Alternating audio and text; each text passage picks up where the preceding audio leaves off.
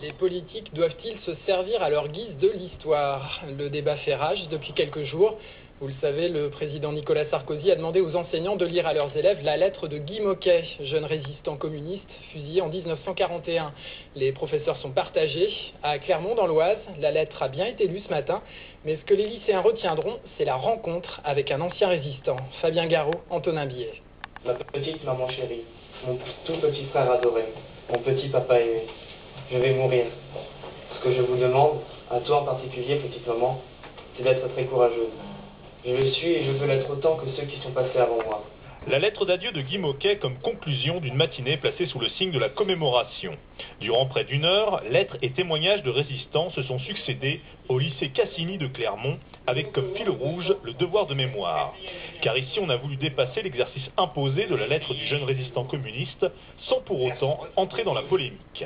Moi je n'ai pas voulu du tout que cette commémoration soit l'objet d'une polémique, et je crois qu'ici on a trouvé finalement la solution. Je ne voulais pas que ça soit uniquement la lecture de cette lettre pour que les élèves en tirent justement un vrai profit. Et comme pour mieux illustrer cette journée du souvenir, Paul Morel, ancien résistant clermontois qui n'avait qu'une vingtaine d'années en 1941, était venu témoigner de son expérience devant les classes de terminale. Le vieux bonhomme qui pourrait être votre grand-père ou votre arrière-grand-père était à l'époque quelqu'un qui avait votre âge, en fait l'âge de Guy Môquet, à 1 an ou 2 près. On voulait sauver notre pays, on voulait reconquérir notre liberté.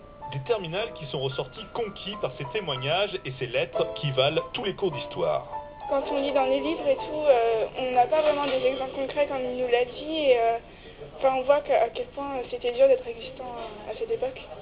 Ça nous fait penser à tout ce qu'ils ont pu faire. Et nous, on n'a pas connu tout ça. Donc c'est très émouvant de voir à quel point ils ont lutté pour résister pour la France.